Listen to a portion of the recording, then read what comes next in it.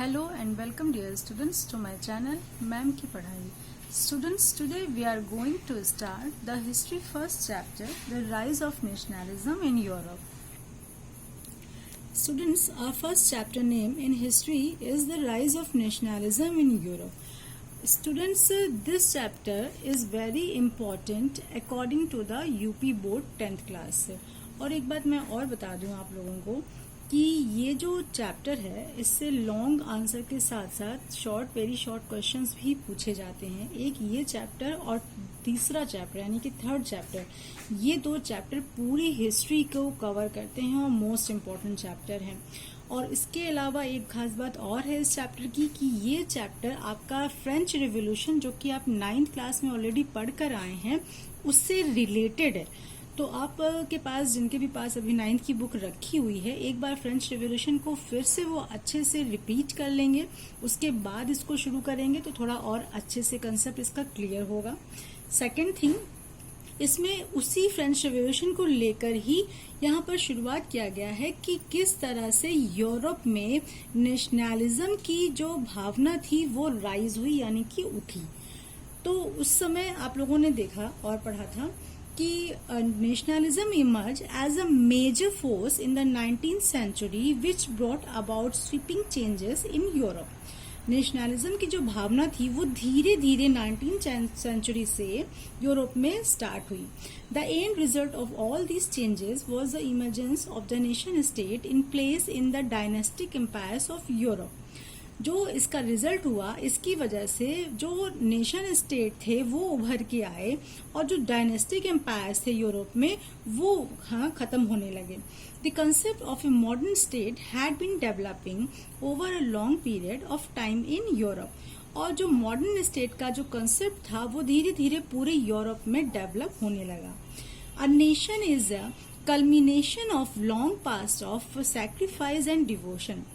Nation एक ऐसा चीज होता है जो कि हमेशा सैक्रिफाइस और डिवोशन के कारण ही बनता है, लोगों के त्याग की वजह से ही बनता है.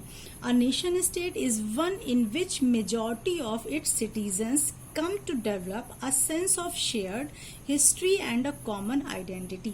नेशन स्टेट वो होता है या उस तरह से बनता है जब किसी देश के सिटीजन्स यानी कि बहुत सारे नागरिक मेजॉरिटी में एक दूसरे के साथ में अपनी भावनाओं को, अपनी आइडेंटिटी को शेयर करते हैं, एक दूसरे का ख्याल रखते हैं, वही होता है nation state.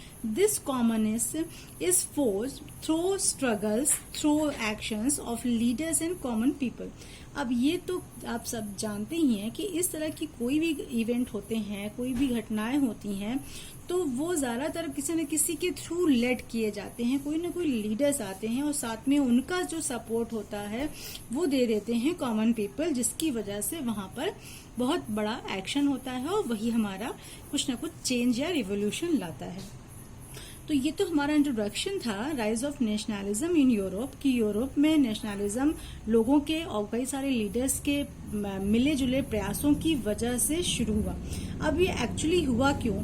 French revolution and the idea of the nation. इसके पहले 9th क्लास में बच्चों अगर आपको याद होगा तो मैंने बताया था कि if the France sneezes then the Europe suffers cold.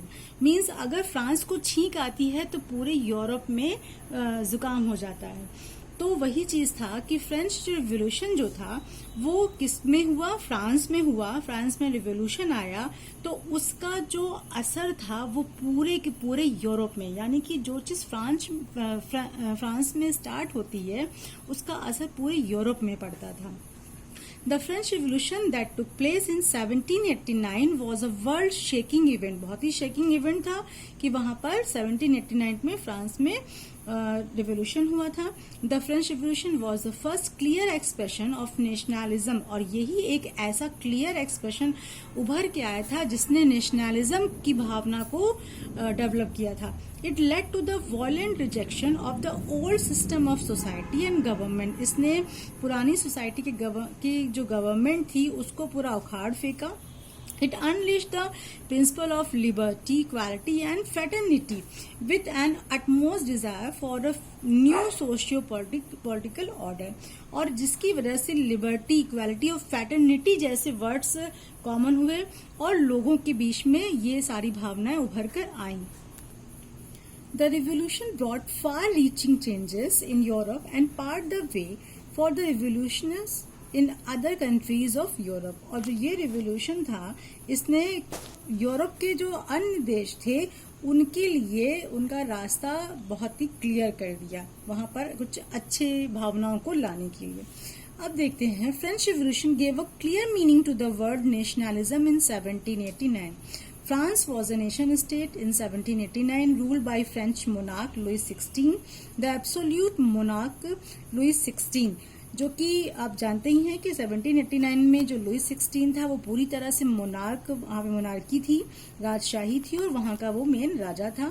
The political and constitutional changes that came with the outbreak of French revolution led to the overthrow of monarchy and sovereign power came into the hands of the French citizen. और monarchy को उखाड़ फेंकने के बाद French revolution जब हुआ तब वहां पर लोगों के यानी कि फ्रेंच सिटीजन्स के हाथ में पावर आ गई.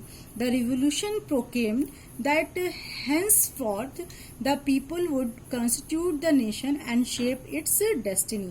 और इस रिवोल्यूशन ने ये बात सिद्ध कर दी कि अब लोग खुद से अपने भाग्य को एक नई शक्ल देंगे या अपने भाग्य को बनाएंगे. तो स्टूडेंट्स इतना मैंने बताया. इस पूरे चैप्टर को मैं बार बार बोलूंगी कि मैं जितने भी वीडियो बनाऊंगी आप सब उसको कई बार देखिएगा और साथ में 9th का फ्रेंच रिवोल्यूशन रिपीट करते रहिए क्योंकि तभी आपको ये समझ में आएगा. ये थोड़ा सा क्रिटिकल चैप्टर है.